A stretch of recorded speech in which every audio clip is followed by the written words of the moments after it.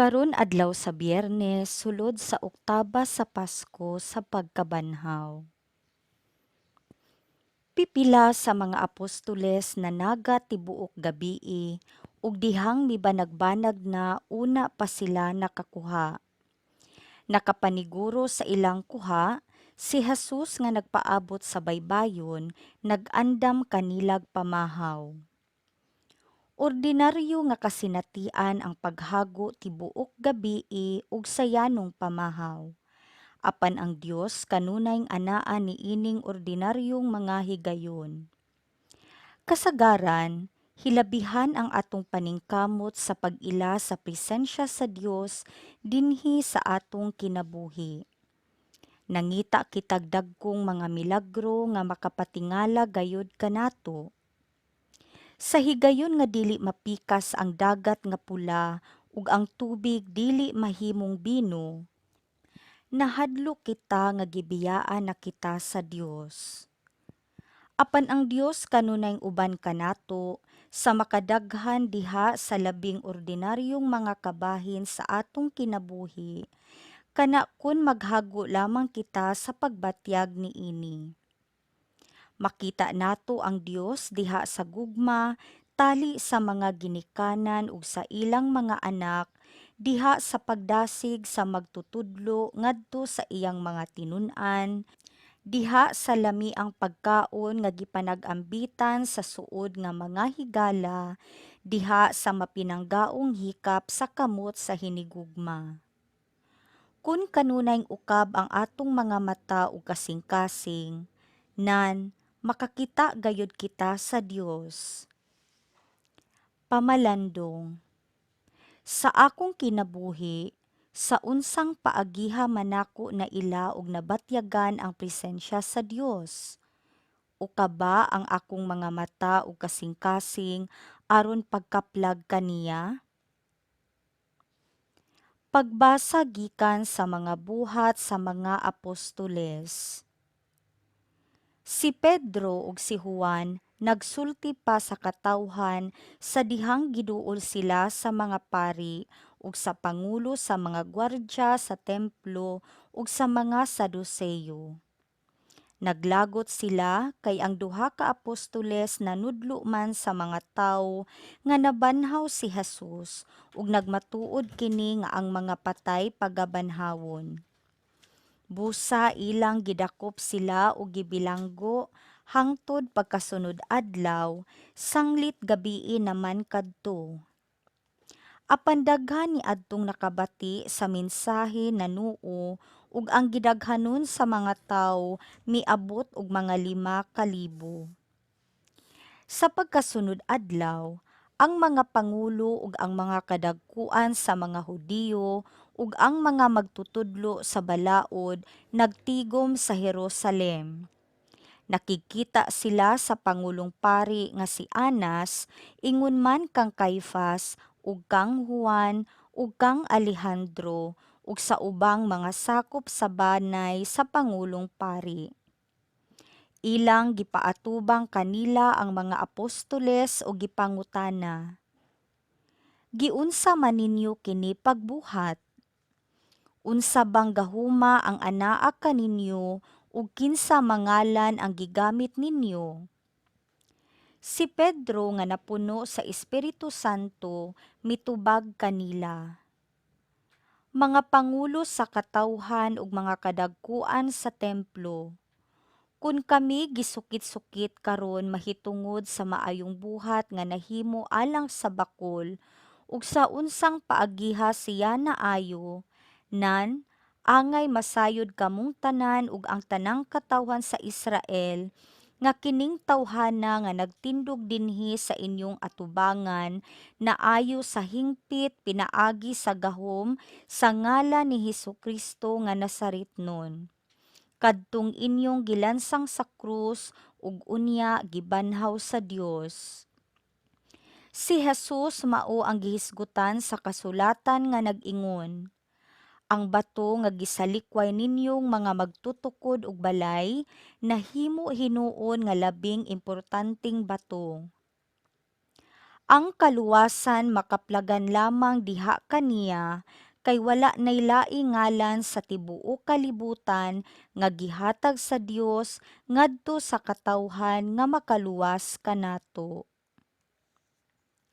Ang pulong sa Ginoo. Salmo responsoryo.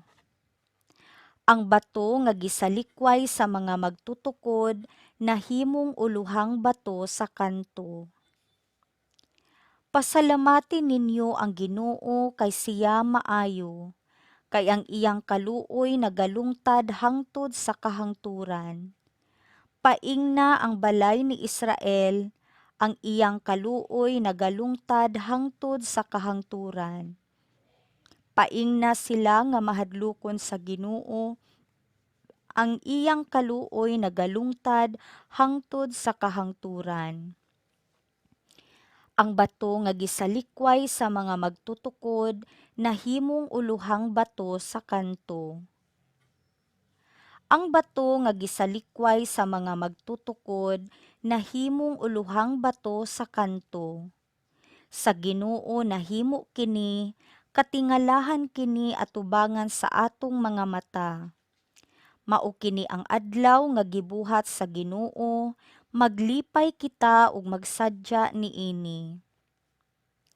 Ang bato nga gisalikway sa mga magtutukod, nahimong uluhang bato sa kanto. O Ginoo, itugot kanamo ang kaluwasan. O Ginoo, itugot kanamo ang kauswagan. Daygon siya nga nagaanhi sa ngalan sa Ginoo. Daygon ikaw namo gikan sa balay sa Ginoo. Ang Ginoong Dios o gihatagan kita niya sa kahayag. Ang bato nga gisalikway sa mga magtutukod, nahimong uluhang bato sa kanto. Pagbasa gikan sa Santos nga Ebanghelyo sumala ni San Juan. Human niini, nagpakita na usab si Jesus sa iyang mga tinun-an didto sa lanaw sa Tiberias. Ang iyang pagpakita ingon niini. Nagkatigom sila si Simon Pedro, si Tomas nga ginganlag kaluha, si Nataniel nga taga Kana sa Galilea, ang mga anak ni Zebedeo, ug ang duha ka laing tinun-an. Miingon kanila si Simon Pedro, "Managat ako." Sila miingon, "Muuban kami." Busa nanlakaw sila og nanakay sa sakayan, apan wala gayud sila'y nakuha tibuok gabii. Sa pagsubang na sa adlaw, nagbarog si Jesus didto sa lapyahan, apan wala makaila ang mga tinun-an nga si Jesus di ay kadto. Unya miingon siya kanila, "Mga higala, nakakuha ba kamo?" Sila mitubag, "Wala gayud." Siya miingon kanila, "Itaktak ang inyong pukot dapit sa tuo sa sakayan ug makakuha kamo." Busa gitaktak nila ang ilang pukot ug wala na sila makadaog pagbira niini, kay daghan man kaayo ang ilang nakuha. Ang tinun-an nga gimahal ni Jesus miingon kang Pedro, "Ang Ginoo kana." Sa pagadungog ni Simon Pedro nga ang Ginoo di ay kadto, gitapis niya ang iyang sapaw kay naghubo man siya ug miambak sa tubig. Ang ubang mga tinun-an nangadto sa lapyahan sakay sa sakayan, nagbira sa pukot nga puno sa isda. Dili sila layo kaayo sa lapyahan, mga kasiyaman ka metros lamang. Sa pagkawas na nila, nakita nila didto ang usa ka tapok sa binagang uling nga may isda nga gisugba ug may pan usab. Unya miingon si Jesus kanila, "Pagdala kamo diri og pipila ka buok sa isda nga inyong nakuha." Busa misakay si Simon Pedro ug gibira niya sa lapyahan ang pukot nga napuno sa mga dagkong isda, usa ka gatos ug kalim-ag tulo ka buok ang tanan. Apan bisan pa sa kadaghan sa ilang nakuha, wala gayud magisi ang pukot. Unya miingon si Jesus kanila, "Dali ngari og pangaon kamo." Walay usa sa mga tinun-an nga nangahas pagpangutana kaniya kung kinsa siya, kay nakailaman sila nga siya mao ang Ginoo.